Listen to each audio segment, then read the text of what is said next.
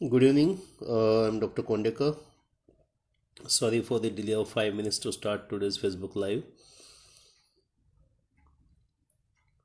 We're trying to discuss something about social approach in children with autism. I request all of you have any questions, you can keep on putting in the text box or the chat box below. And to ask any questions. I expect parents of autism kids to attend the session to understand exactly what kind of speech issues we face, socialization issues we face in the autism kids. Please let me know if you have any questions regarding the same thing. And I hope I am audible. If you are not able to listen to me, please let me know in details. We'll be starting the session in just 2-3 more minutes. As we all know, autism is a disorder of social communication, to which we have issues related to behavioral repetitiveness, restricted interest get added.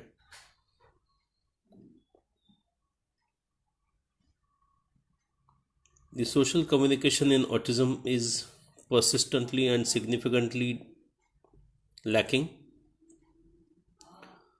For the same reason, they do have issues related to mixing up with the people, mixing up with the family members, mixing with the society, mixing with other friends and peers, and all these issues affect the social approach in children with autism. Am I audible? Anybody can see me easily? If any issues, just let me know.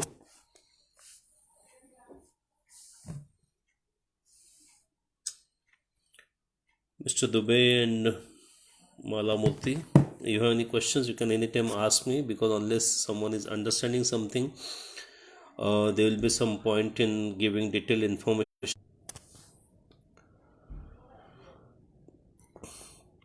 So exactly what happens in autism is the child is not able to connect to the others, child is not able to connect to other family members, child is not able to connect to the society, child is not able to connect to living world, and child is also not able to connect to the non-living world also effectively. So what does this mean? That the child with symptoms of autism is not able to sense the environment, he is not able to be aware of the environment. As the awareness of the environment is lacking, child is not getting any sense about the issues around him, not getting any sense about the people around him, not getting any adequate and appropriate understanding of the surrounding, or adequate and appropriate understanding of the people or objects around him, and that puts the child in a state of sensory confusion. Now exactly what is this happening and why is this happening has a basis from the brain and not from the gut, not from the toxins, not from the fungus. We really need to understand that there is something which is happening in the brain, which is primarily happening, which is stopping the child, or which is preventing the child from developing cognition about his environment, from developing understanding about his environment, from developing awareness about his environment. And all this is happening. And all this is happening because the child's sensory system is not able to sense the social awareness. Social behavior has a significant effect in day-to-day lifestyle of everyone, including parents and the child. And that's why it's very important to understand that why the child is not able to understand the social and surroundings and the environment to make a cognition out of it, and how the child is not developing it. For the same reason, we really need to develop the understanding of what is a normal social approach in human development. In simple reasons, we really need to know that how a child or infant or a small baby does develop social recognition. Earliest social evidence of social recognition in human beings is by eye contact with the mother. eye contact with the family members, eye contact with the parents. Sometimes even before the eye contact develops, child starts looking at the mother attentively even while during breastfeeding. That is a social connect a child develops. We end up calling it as a bonding with the mother. And that is mainly because the child's brain is already set to learn many things based on child's genetic potential, capacity of the brain, and the environment to which child is exposed to. So immediately after birth, as the child is exposed to an environment where there is a mother, there is a caretaker, there is a human person who is giving sympathy, who is giving affection to the child, who is giving care to the child, and child's brain tries to understand this bonding, care, sympathy, affection from the mother to the child or the caretaker to the child through various senses. And all these various senses, apart from touch, smell, temperature, taste, hearing, vision, there are many different senses which are taking part into the child's integrated development. Ultimately, how does brain develop? His own evolution of the different milestones or understanding of the objects is decided upon how the brain interprets the senses which is achieving from the surroundings or from the different body parts. Now the sensory fibers which are taking the signals from different body parts, from the surroundings, from people around, are interpreted by the child's brain, and brain starts developing a background of understanding based on the senses. So when a newborn is fed by the mother's smell of the milk, mother's touch, warmth of the mother. Apart from that, the senses related to hunger, thirst, care by the mother, senses given by the mother to the child in the form of eye contact and communication, are all perceived by the normal newborn as a collective sense while interpreting the senses. Now, when we are interpreting the senses, the sensory integrated areas in the brain, like say Wernicke's area or other fibers in the brain, which connects the different sensory centers, they are all developing their maturation. They are getting matured to develop some specific communication between the senses to make a meaning of that thing. So that by the age of 4 weeks, a child is able to even look or give attention to a person who is moving around in the house. Child at the age of 6 weeks is able to usually give eye contact and a social smile. A child at the age of 6 months is usually able to give a very sustained eye contact and response to the surroundings. Similarly, a child at the age of 8-9 months is easily able to point at the objects and demand something by showing the hands. And only when such proper development of the non-verbal communication sets in, a child is ready for developing a social approach. When the child is ready for developing the social approach, the first thing he learns is recognizing self and the others. And that's how the child starts developing the stranger anxiety. And when the child develops stranger anxiety over a period of 3 to 4 months, and after the next step, around the same time, the child starts understanding other ways of communication, that is by vocalization. So considering this, all are the stages of social approach of a human child in the first year of life. In autism kids, all these things may be perceived as normal to some extent. In many of the kids, those who approach with the regression after the age of 15 to 18 months, they present with the regression of the social milestones after the age of 15 to 18 months. So social approach in autism may be either not developed adequately, or not developed at all, or developed and regressed after the age of 15 months. Now, to really understand how the social approach, which parents claim that it was there before the age of 15 months, and in autism it is suddenly lost over a period of next few months, and then it is not regained easily. This kind of loss of social approach is explained by the hypothesis of synaptic pruning.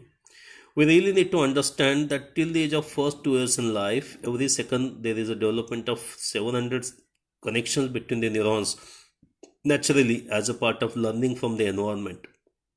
And now, since the environmental stimulus is not enough, or the brain's capacity is not enough to understand, or there is some reason by which the sensory dissociation occurs into the autism brains, or there is some loss of connections, or the speed of the processing of the sensory signals by the autism brain is affected, which is a one time permanent insult.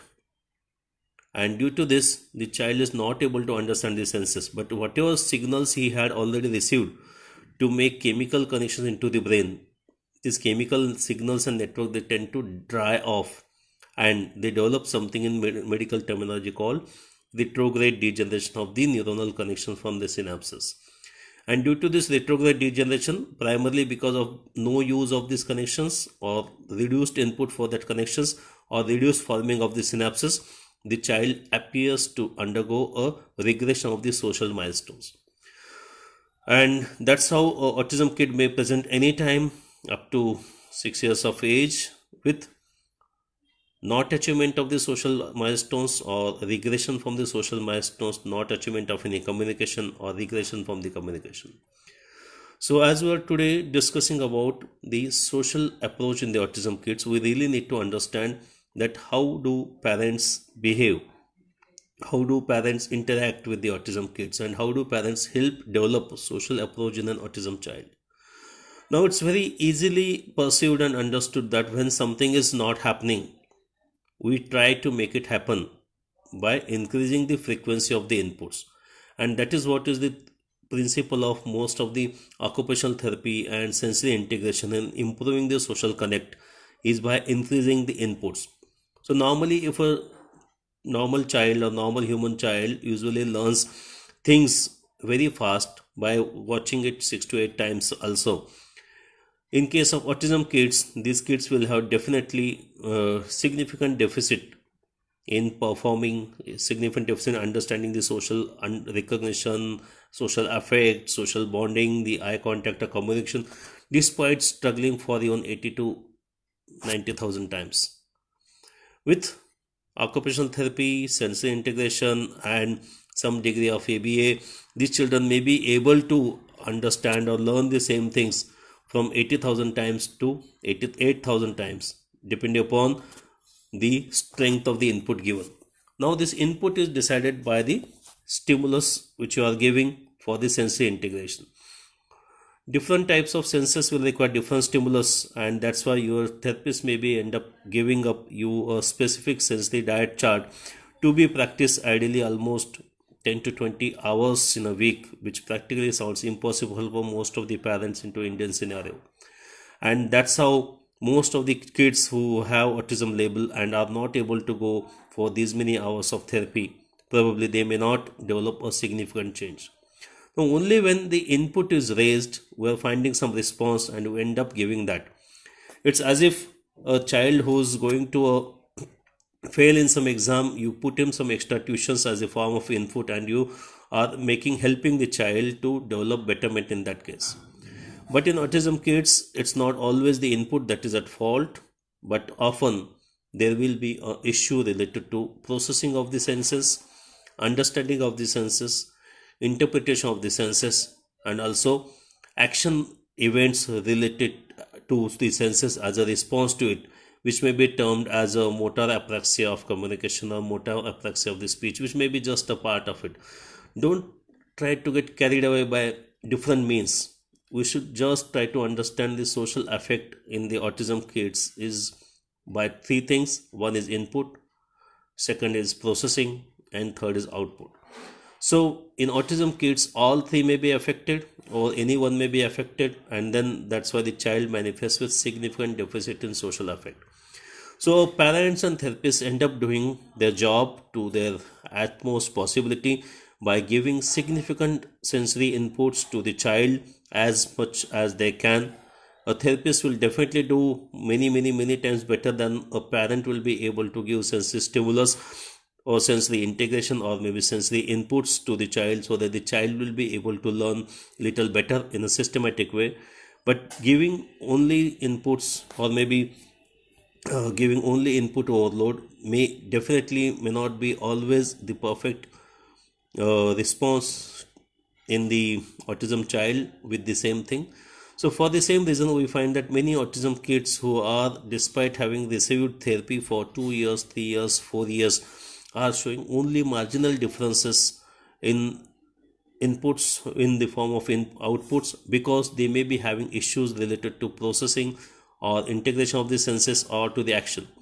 Again, there will be significant therapy techniques which your therapist will be definitely be aware of in improving the sensory processing by giving inputs in different variations in the form of the patterns, textures, consistencies, to make the child understand the sense in a little different way, so that there will be significant increase in the synapses, reorientation of the synapses, rewriting of the synapses, to make the child understand something in a repetitive way.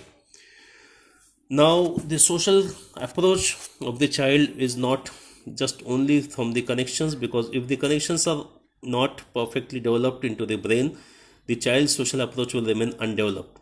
And neuronal plasticity is something called as a flexibility of the brain tissue, which helps make the brain understand something depending upon the input. The earliest a parent realizes, the earliest a therapist realizes what is the problem with the child, and earliest we start the intervention, lesser time will be spent in doing the same thing, or maybe uh, it will be much easier compared to starting it at late. It doesn't mean that starting therapies late is going to not benefit your child. The synapses and the myelinations to a great extent can remain for decades, even though the speed of their growth gets reduced, and that's how the number of synapses appears to be getting reduced over the periods of the decades. But that doesn't stop the responses to the therapy, because the responses of the sensory development or the responses of the cognitive developments are always dependent upon the input, processing, and the output. Now, how to deal with a child who is having no eye contact? How to deal with a child who is having no response to commands? How to deal with a child who is having processing issues? And how to deal with a child who is not giving a single communication or any response to any sort of behavior?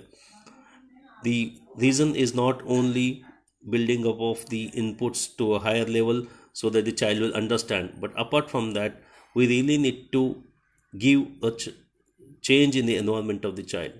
Now, we need to understand that in autism, when the child is not getting connected to the living beings, we always see them getting isolated into the objects, and these objects become a object of fascination for these children, and these children definitely will try to only play with the objects, putting them in line, putting them in circles, putting them in queues, and then just be stagnant with it, because they do not understand what needs to be done, just because they are not getting into social involvement with the family members.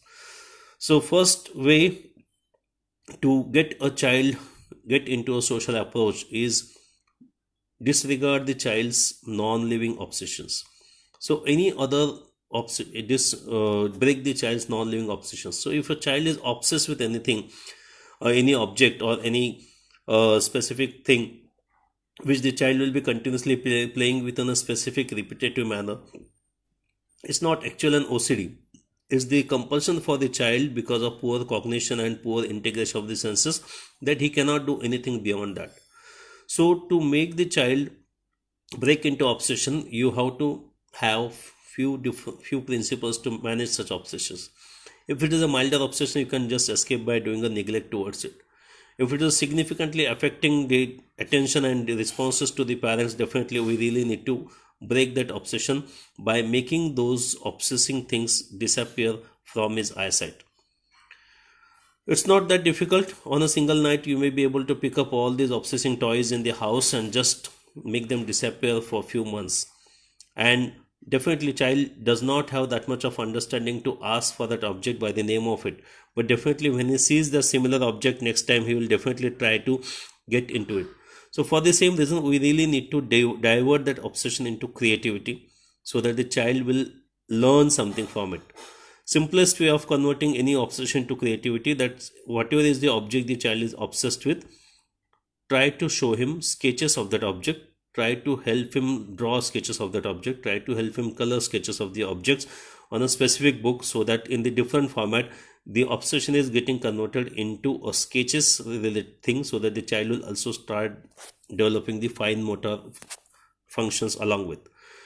Now, when you kill the obsessions with the child, you have to provide a stimulus to the child, which will be a living being in the family, a parent or a caretaker who should be continuously giving a social stimulus to the child. For the same, it is not that autism kids are deaf. They are not deaf, they are hearing, and that's why we need to give auditory stimulus to the child. Why not a visual stimulus to the child? Because 95% of the learning is otherwise also happening visually. And if you give only a visual stimulus to the child will not be able to use his auditory or hearing apparatus. And if the child does not learn to or does not hear the speech, he will be having much more difficulties into communication in the form of language. The same way, the child who is a continuous auditory learner, the continuous visual learner, the auditory learner will get suppressed and child will not be able to develop any auditory communication. For the same reason, I introduced the new concept of running commentary in day-to-day practice. So even if the child is not interacting with you, child is not looking at you, child is not responding to your talk or commands, whatever the child is doing or whatever you are doing, you have to keep on doing a running commentary of the event, whatever is happening. Suppose the child is playing with a car next to you, you have to keep on talking to him or talking around him, saying that okay, this child is playing with the car, he doesn't know how to play the car, or maybe he knows how to play the car. This is a blue car and this car is running very fast, but I know he should not be playing with it because he is a smart boy, he can do something. What is the, do not worry about what the child is going to understand, but what we are doing by this is we are giving an auditory bombardment to the child. When you are giving auditory bombardment of the child, ultimately what you are doing with the therapy, occupational therapy, you are giving the sensory bombardment to the child, where the auditory bombardment is not that heavily happening. And auditory bombardment is also done by the speech therapist, but again, it's only during that hour. So it's the job of the parents to give continuous running commentary of each and every event when the child is around, so that you are continuously exposing the child to auditory stimulus, hearing stimulus, which will help child learn something in the same principle of creating much and more auditory synapses from the inner hair cells to outer hair cells to vestibular nerve and the cochlear nerve. And this auditory synapses will help the child improve with the speech therapy and with working as a passive speech therapy, apart from whatever other techniques your speech therapist may be talking about. So these are the two ways by which we will try to connect with the form of the increasing the auditory stimulus. But often this may also not be enough, because we really need to show, touch, make the child feel, make the child smell, make the child taste, and understand all the senses. So what senses we are missing in dealing with that? Maybe sometimes the sense of breathing, sense of heartbeat, sense of gut and digestion, sense of air moving in the surroundings.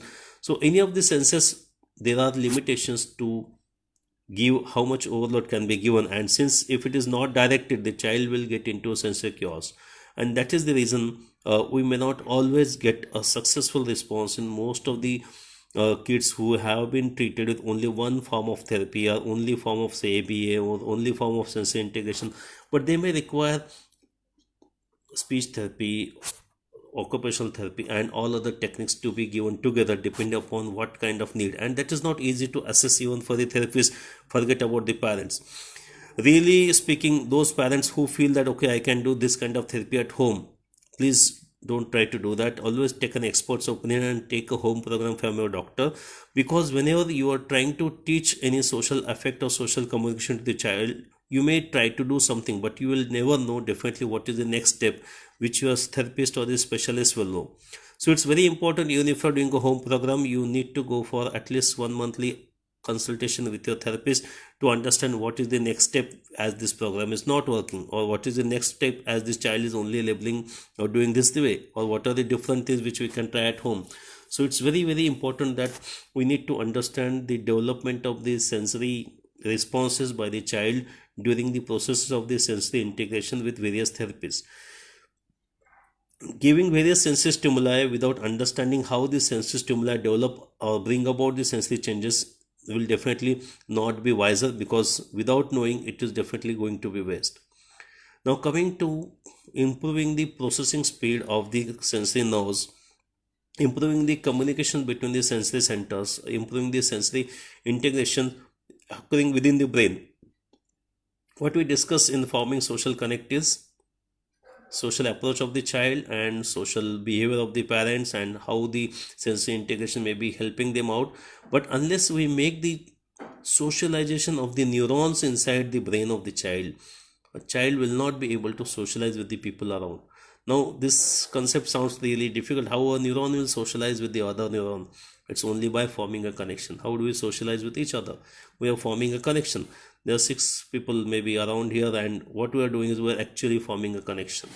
So whenever we connect, we get socialized. So same thing happening in the brain also, that the sensory system which is taking signals from the different sensory parts of the body, motor system which is giving different types of actions to the different parts of the body, and the processing system like that Wernicke's area or the reticular formation. These processing systems are connecting between the sensory systems, connecting between the sensory system to motor system, and connecting between the motor systems. These connections really need to be developed.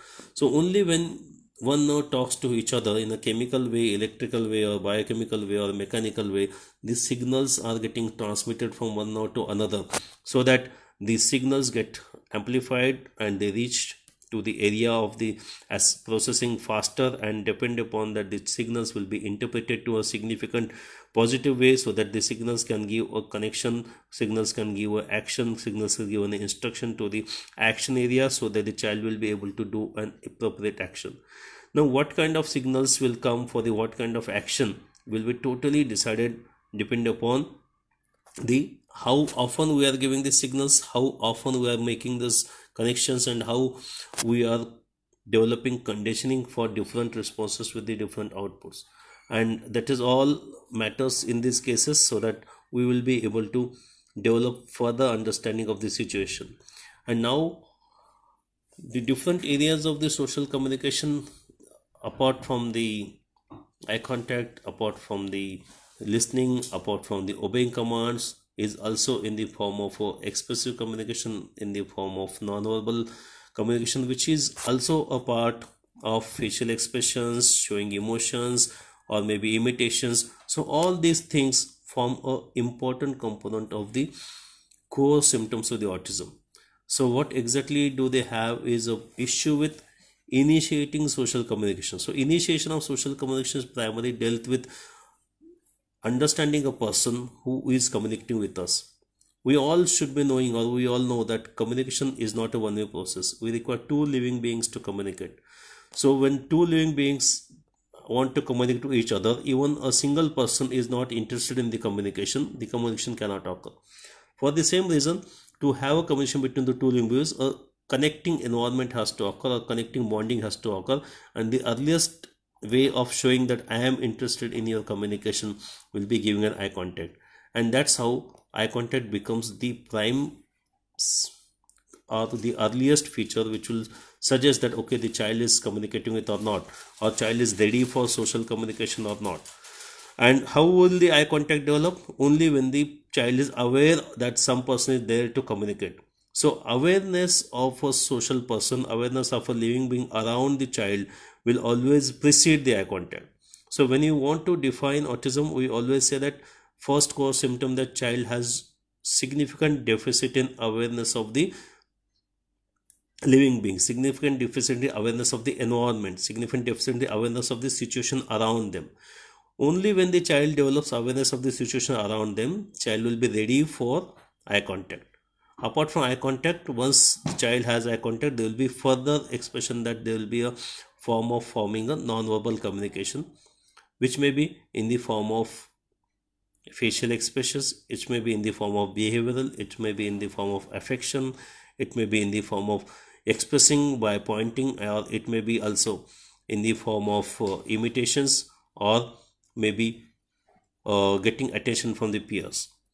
Only when we develop this non-verbal communication, the child can have further interest into the social person, further interest into the living beings, in the form of developing relationship with the self, understanding his own body parts, trying to understand himself, trying to talk with himself, trying to understand with the family members, trying to interact with the family members, relatives, neighbors, therapists, doctors, peers, everyone will come into that.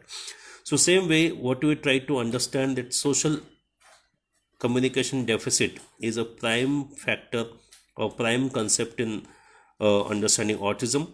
It is must for every autism to have a social communication deficit to call it as autism. And when you have social communication deficit, first component which we call it as a A1, which is primarily deals with the lack of social awareness and lack of interest into the social environment.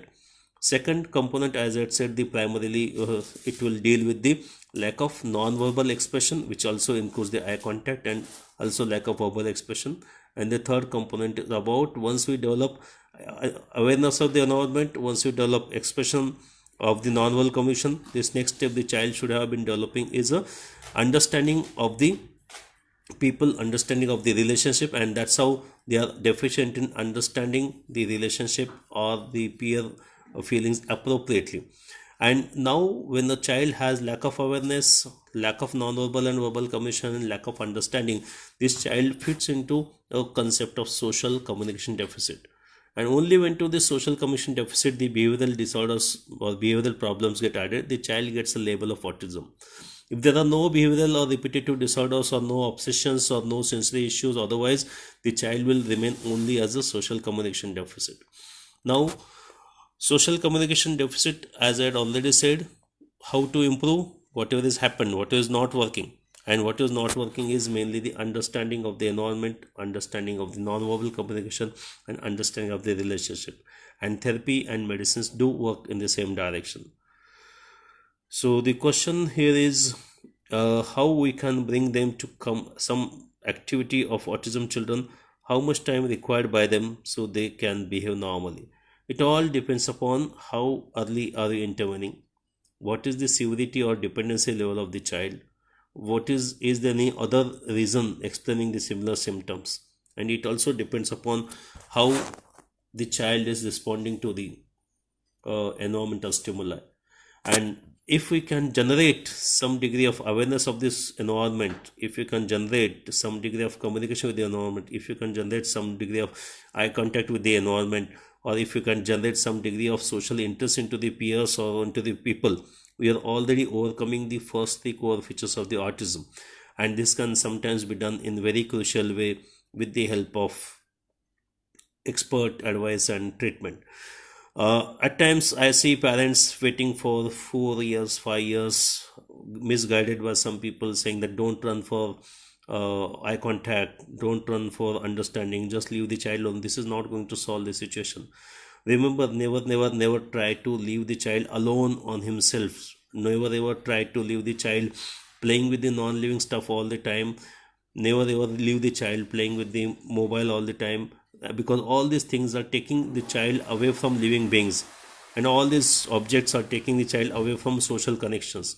This is extremely important for those children who are having significant affection of this social communication, and that's the reason why we stop all these things in a child, because unless we expose the child to a social environment with continuous interference with the child's activities, continuous interaction with the child through a human live person, the child is not able to learn the social aspect, social affection, social communication, and frequently this has to be done in an auditory way. So mobile is definitely going to cause more more lack of attention, more getting interest into the focus into this light which is come from without having any cognition. So when you need to stop it, we recommend that child should be having alternatives for that. So if you feel the child is liking something on the mobile, it's actually not, he is not liking it, he's just getting fascinated by the light of it, which is diverting him from becoming a auditory learner, and which is forcing him to get guided by only the vision, and that's how the child is getting more and more obsessed with it without getting any creativity or without getting any further learning into it. So when we talk about stopping the mobile, you talk about introducing a radio which will help the child learn something passively.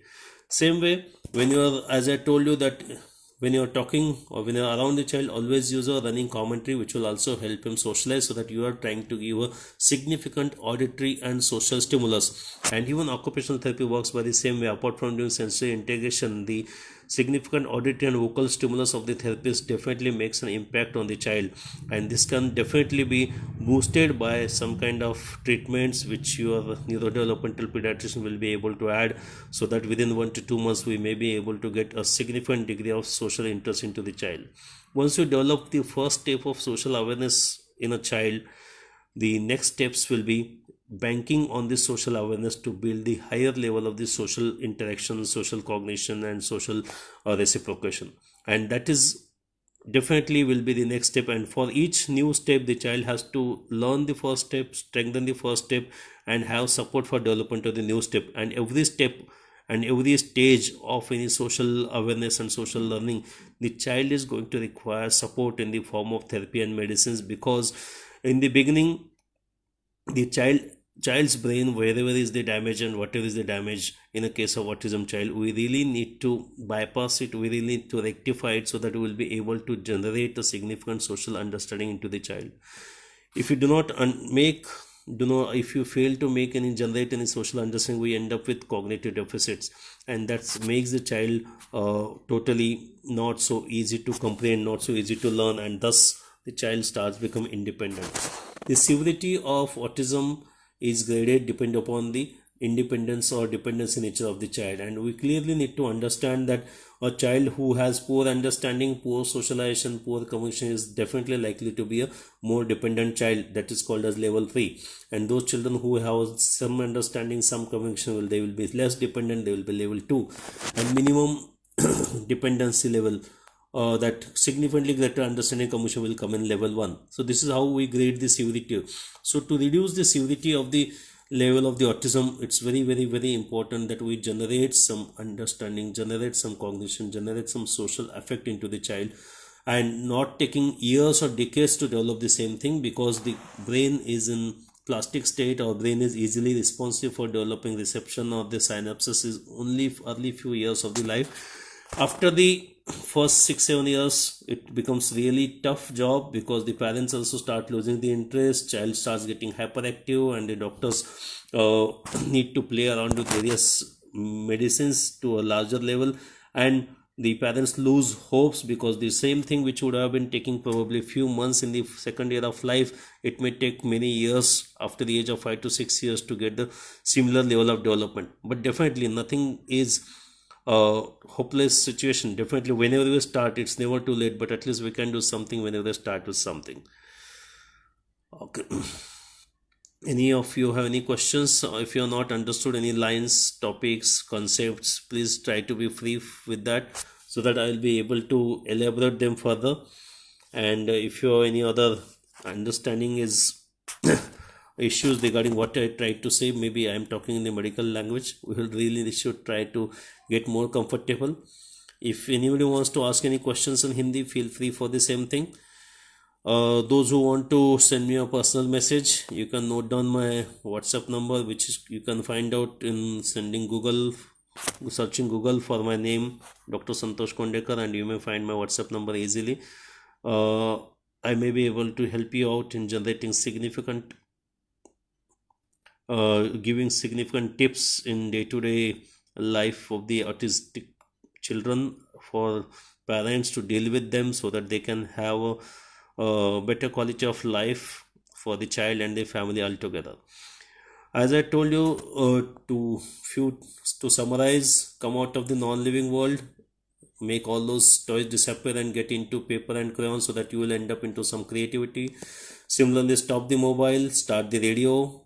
In fact, sometimes video call is a mode of communication or mode of therapy, by which the child will have compulsion to interact, and it will work better than having just letting the child with a mobile. Non-living objects will prevent the child from developing social recognition and social communication. Social communication is in 3 steps: social awareness, non-verbal communication, and